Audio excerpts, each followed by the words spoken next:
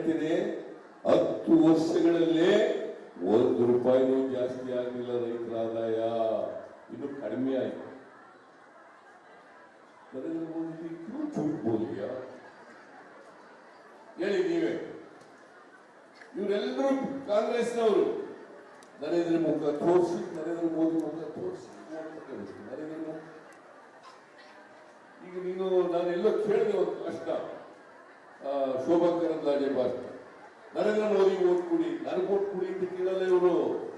ನರೇಂದ್ರ ಮೋದಿ ಅವ್ರಿಗೆ ಓಟ್ ಕೊಡಿ, ನರೇಂದ್ರ ಮೋದಿ ಅವರನ್ನ ಮತ್ತೆ ಪ್ರಧಾನಮಂತ್ರಿ ಮಾಡಬೇಕು, ಅದಕ್ಕೋಸ್ಕರ ಓಟ್ ಕೊಡಿ, ನನಗ್ ಕೊಡಿ ಅಂತ ಶೋಭಾ ಕರಂದ್ಲಾಜೆ ಓಟ್ ಕೇಳಲ್ಲ.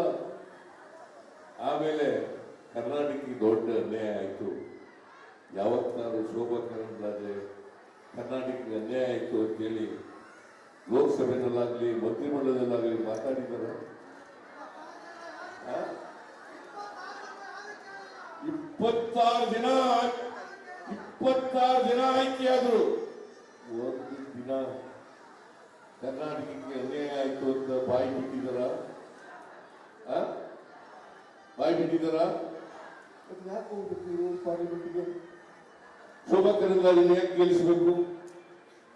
ಇವ್ರನ್ನ ಗೆಲ್ಲಿಸಿದ್ರೆ, ರಾಜೀವ್ ಗೌಡ ಅವರನ್ನು ಗೆಲ್ಲಿಸಿದ್ರೆ ಕರ್ನಾಟಕಕ್ಕೆ ಅನ್ಯಾಯ ಆಗಿದೆ, ತೆರಿಗೆ ಹಂಚಿಕೆಯಲ್ಲಿ ಅನ್ಯಾಯ ಆಗಿದೆ ಹೇಳ್ತಕ್ಕಂಥ ಶಕ್ತಿ ರಾಜೀವ್ ಗೌಡರಿಗೆ ಇದೆ. ಅದಕ್ಕೋಸ್ಕರ ಇವರನ್ನ ಲೋಕಸಭೆ ಕಳಿಸ್ಬೇಕ ಬೇಡ? ಕಳಿಸ್ಬೇಕ ಬೇಡ? 25 ಜನ, ಏನ್ ಅಷ್ಟು ಜನ ಗೆದ್ದಿದ್ರಲ್ಲ, 26 ಜನ ನರೇಂದ್ರ ಮೋದಿ ಹೊತ್ತು ನಿಂತ್ಕೊಳ್ಳಿಕ್ಕೆ ಗಡಗಡ ಗಡಗಡ ಗಡಗಡ ಗಡಗಡ ಅಂತ ನಡುತ್ತದೆ. ಇಂಥವರಿಗೆ ಓಟ್ ಕೊಡ್ಬೇಕಾ? ಬೇಡ ಅಲ್ಲ? ಬೇಡ ಅಲ್ಲ? ದಯಮಾಡಿ ಒಂದು ಓಟ್ ಕೊಡಬೇಡಿ. ನೀವು ಇಲ್ಲಿ ಇರ್ತಕ್ಕಂಥ ಜನ ನಿಮ್ಮ ಕುಟುಂಬದವ್ರಿಗೆ ಹೇಳಬೇಕು, ಪಕ್ಕದವ್ರಿಗೆ ಹೇಳಬೇಕು, ನಿಮ್ಮ ಸ್ನೇಹಿತರಿಗೆ ಹೇಳ್ಬೇಕು, ನಿಮ್ಮ ಬಂಧುಗಳಿಗೆ ಹೇಳ್ಬೇಕು. ದಯಮಾಡಿ ಈ ಸಾರಿ ನರೇಂದ್ರ ಮೋದಿ ಅವರು 10 ವರ್ಷ ಆಗಿದೆ ಪ್ರಧಾನಮಂತ್ರಿಯಾಗಿ. ಈ ದೇಶದ ಜನರಿಗೆ ಸುಳ್ಳು ಹೇಳಿದ್ದಾರೆ, ಈ ದೇಶವನ್ನು ಆರ್ಥಿಕವಾಗಿ ದಿವಾಳಿ ಮಾಡಿದ್ದಾರೆ. ಅದಕ್ಕೋಸ್ಕರ ಅವರು ಕೊಡಬೇಡಿ. ಶ್ರೀಮಂತರ ಪರವಾಗಿ ಕೆಲಸ ಮಾಡಬಹುದು. ಯಾರ ಪರವಾಗಿ?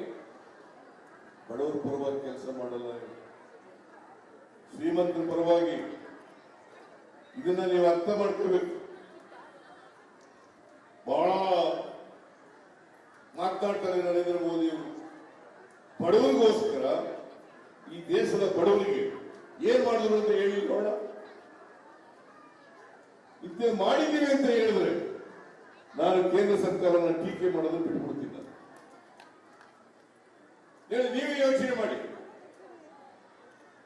ನುಡಿದಂತೆ ನಡೆದಿದ್ದಾರ? ಇಲ್ಲ. ನಾವು ನುಡಿದಂತೆ ನಡೆದಿದ್ದೀವೋ ಇಲ್ಲ? 2003ರಲ್ಲಿ ನಾನು ಮುಖ್ಯಮಂತ್ರಿ ಆದೆ, ನಿಮ್ಮೆಲ್ಲರ ಆಶೀರ್ವಾದದಿಂದ, ಈ ರಾಜ್ಯದ ಜನರ ಆಶೀರ್ವಾದದಿಂದ ಮುಖ್ಯಮಂತ್ರಿ ಆದೆ. 2013ರಿಂದ 2018ರವರೆಗೆ ಅನ್ನಭಾಗ್ಯ ಕೊಟ್ಟವರು ಯಾರು? ಕ್ಷೀರಭಾಗ್ಯ ಕೊಟ್ಟವರು ಯಾರು? ಕ್ಷೀರಧಾರೆ ಕೊಟ್ಟವರು ಯಾರು? ಇಂದಿರಾ ಕ್ಯಾಂಟೀನ್ ಕೊಟ್ಟವರು ಯಾರು? ಸಾಲ ಮನ್ನಾ ಮಾಡಿದವರು ಯಾರು? ಮೈತ್ರಿ ಕಾರ್ಯಕ್ರಮ ಮಾಡಿದವರು ಯಾರು? ಮನಸ್ವಿನಿ ಕಾರ್ಯಕ್ರಮ ಮಾಡಿದವರು ಯಾರು? ಶಿವಭಾಗ್ಯ ಮಾಡಿದವರು ಯಾರು? ಶಾದಿ ಭಾಗ್ಯ ಮಾಡಿದವರು ಯಾರು? ಅವ್ರೇನ್ ಮಾಡಿದ್ರು?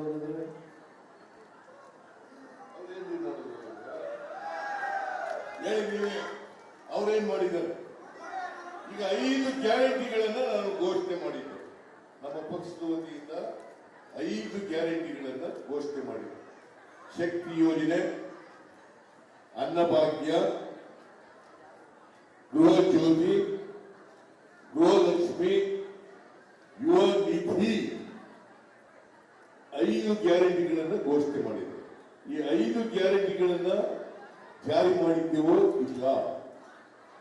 ಹೇಳಿ ನೀವೇ. ಈಗೆಲ್ಲ ನೀವೆಲ್ಲ ಫ್ರೀಯಾಗಿ ಬಸ್ನ ತಿರುಗಾಡ್ತಾ ಇಲ್ವಾ? ಎಲ್ಲ ಕೈ ಎತ್ತಿ ನೋಡೋಣ, ಎಷ್ಟು ಜನ ಬಸ್ನ ಫ್ರೀಯಾಗಿ ಮಾಡಿದ್ದೀವೋ ಇಲ್ಲ? ಎಲ್ಲ ಮಹಿಳೆಯರು ಫ್ರೀಯಾಗಿ ಬಸ್ನಲ್ಲಿ ತಿರುಗಾಡಬೇಕು. ಒಂದು ದಿನಕ್ಕೆ 50ರಿಂದ 60 ಲಕ್ಷ ಮಹಿಳೆಯರು 50ರಿಂದ 60 ಲಕ್ಷ ಮಹಿಳೆಯರು ಇವತ್ತು ಪ್ರತಿದಿನ ಫ್ರೀಯಾಗಿ KSRTC ಬಸ್ನಲ್ಲಿ ತಿರುಗಾಡ್ತಾರೆ. ಮಾಡಿದ್ದೀವ ನಾವು ಇದನ್ನು ಜಾರಿ ಮಾಡಿದ್ದು. ಅನ್ನಭಾಗ್ಯ 5 ಕೆಜಿ ಜೊತೆಗೆ ಇನ್ನ 10 ಕೆಜಿ ಕೊಡ್ತೀವಿ, 5 ಕೆಜಿ ಕೊಡ್ತೀವಿ ಅಂತ ಹೇಳಿದ್ರು. ಯಾಕಂದ್ರೆ ನಾನು 7 ಕೆಜಿ ಇದ್ದೇ ಇದ್ದಾಗ ಮುಖ್ಯಮಂತ್ರಿ ಆಗಿರುವಾಗ 7 ಕೆಜಿ ಫ್ರೀಯಾಗಿ ಕೊಡ್ತಾ ಇದ್ದೆ. ಅದನ್ನ ಬಿಜೆಪಿ ಅವರು ಬಂದು 5 ಕೆಜಿ ಮಾಡಿದ್ರು. ನಾನು ಯಡಿಯೂರಪ್ಪನವ್ರು ಕೇಳಿದೆ, ಮಿಸ್ಟರ್ ಯಡಿಯೂರಪ್ಪ ಯಾಕ್ರಿ ನೀವು 7 ಕೆಜಿಯಿಂದ 5 ಕೆಜಿ ಮಾಡಿದ್ರಿ? ಬಡವರು 3 ಊಟ ಮಾಡ್ಬೇಕಾ ಬೇಡ? ಬರೀ ಶ್ರೀಮಂತರು ಮಾತ್ರ ಊಟ ಮಾಡ್ಬೇಕಾ? ಬಡವರು ಕೂಡ ಈ ರಾಜ್ಯದಲ್ಲಿ 3 ಹೊತ್ತು ಊಟ ಮಾಡಲೇಬೇಕು. ಕರ್ನಾಟಕ ಹಸಿಮುಕ್ತ ರಾಜ್ಯ ಆಗಬೇಕು ಅಂತೇಳಿ 7 ಕೆಜಿ ಅಕ್ಕಿಯನ್ನು ಕೊಡ್ತಾರೆ. ಅದನ್ನ 5 ಕೆಜಿ ಮಾಡಬೇಕು.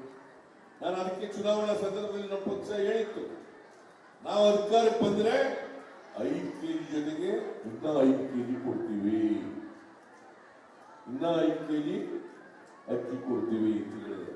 ಆದ್ರೆ ಕೇಂದ್ರ ಸರ್ಕಾರದವರು ಅಕ್ಕಿ ಕೊಡ್ಲಿಲ್ಲ. ನಾವೇನು ಪುಕ್ಕಟೆ ಕೇಳಲಿಲ್ಲ, ಕೊಡ್ರಿ ಪುಕ್ಕಟೆ ಕೊಡ್ರಿ 5 ಕೆಜಿ ಅಂತ ಕೇಳಲಿಲ್ಲ. ದುಡ್ಡು ಕೊಡ್ತೀವಿ ಕೊಡ್ರಿ, 1 ಕೆಜಿ 34 ರೂಪಾಯಿ ಕೊಡ್ತೀವಿ ಕೊಡ್ರಿ ಅಂತ ಕೇಳಿದ್ರು. ಕೊಡ್ಲಿಲ್ಲ, ಮೋಸ ಮಾಡಿಬಿಟ್ರು. ಯಾರು ಮಾಡಿದ್ರು? ಕೇಂದ್ರ ಸರ್ಕಾರ, ನರೇಂದ್ರ ಮೋದಿ ಅವ್ರ ಸರ್ಕಾರ. ನೋಡಿ, ಬಡವರಿಗೆ ಅಕ್ಕಿ ಕೊಡದೆ ಹೋದವರು ಇವರು. ಬಡವರು ಕೆಲಸ ಮಾಡ್ತಾರ? ನಾವು ಅದಕ್ಕೆ ಏನ್ ಮಾಡುದು? ಅಕ್ಕಿ ಸಿಕ್ಕವರಿಗೆ ಒಬ್ಬರಿಗೆ 170 ರೂಪಾಯಿ ಕ್ಯಾಶ್ ಕೊಡ್ತಕ್ಕಂಥದ್ದು ಕಾರ್ಯಕ್ರಮವನ್ನು ಜಾರಿಗೆ ತಂದಿದ್ದೀವಿ.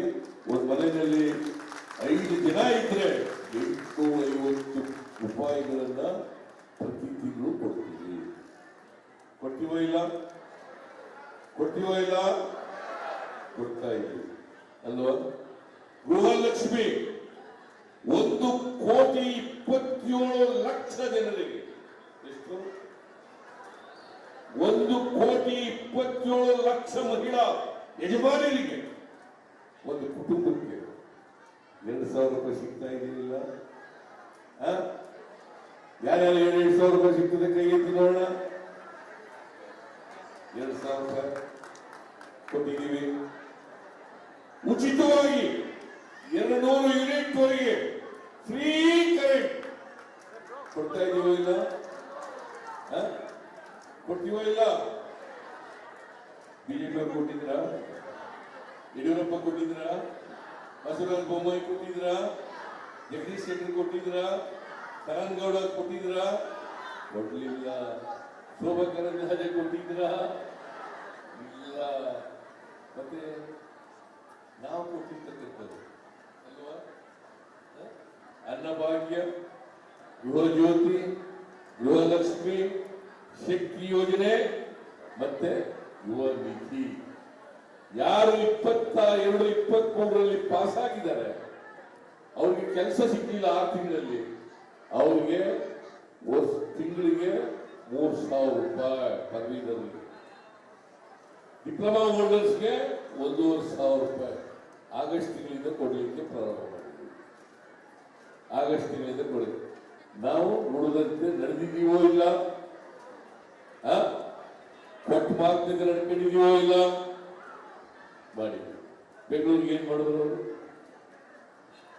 ನಾವು ಮೇಕೆದಾಟಿ ಯೋಜನೆ ಮಾಡಬೇಕು ಅಂತೇಳಿ ಅದಕ್ಕೆ ದೀಪ ಎಲ್ಲ ಮಾಡಿ ಕಳಿಸ್ಬೇಕು.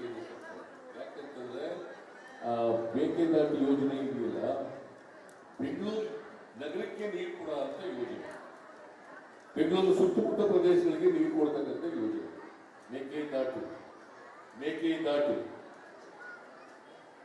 ಅದು ನಮ್ಮ ರಾಜ್ಯದಲ್ಲಿ ಅಣೆಕಟ್ಟು ಕಟ್ಟಲು 66 TMC ನೀರನ್ನ ಶೇಖರಣೆ ಮಾಡೋದು, ವಿದ್ಯುತ್ ಅನ್ನ ಉತ್ಪಾದನೆ ಮಾಡೋದು, ಬೆಂಗಳೂರಿನಲ್ಲಿ ಕುಡಿಯ ನೀರು ಕೊಡ್ತಕ್ಕಂಥ ಯೋಜನೆ ಇವರಿಗೆ ಎನ್ವೈರನ್ಮೆಂಟ್ ಕ್ಲಿಯರೆನ್ಸ್ ಕೊಡ್ಲಿಲ್ವಲ್ಲ?